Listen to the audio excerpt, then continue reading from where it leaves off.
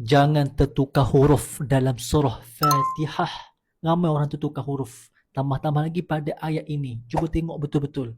Cuba perhatikan. Dibaca salah. Ghairil maghdubi alaihim. Maghdu.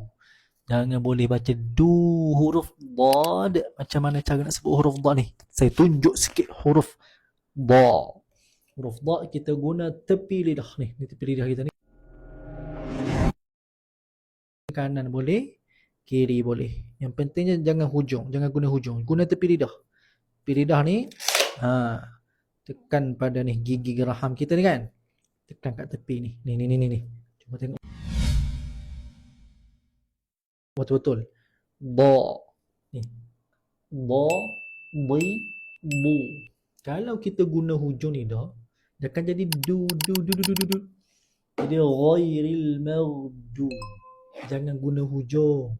Guna tepi lidah, tekan pada gigi geraham. Okey, dan kena tebal lah. Kena baca tebal. Angkat pangkal lidah dan juga tengah lidah. Ghairil maghdu. Du. Bukan du. Jangan tertukar dengan huruf dal. Ramai sangat orang baca dengan huruf da, tukar dengan dal. Jadi sebut betul-betul. Ghairil maghdubi alaihim. Okay, tolong perhatikan, tolong sebut huruf betul-betul. Jadi untuk orang yang masih lemah lagi tajwid, masih lemah lagi makhraj huruf, saya dah buat kelas percuma saja. Siapa-siapa yang tengah tengok ni, belajar makhraj huruf satu persatu. Di mana? Okay, saya buat seminar percuma, boleh join, tekan kat bio saya ni. Ada link, tekan, dia tulis seminar nak baiki huruf percuma saja.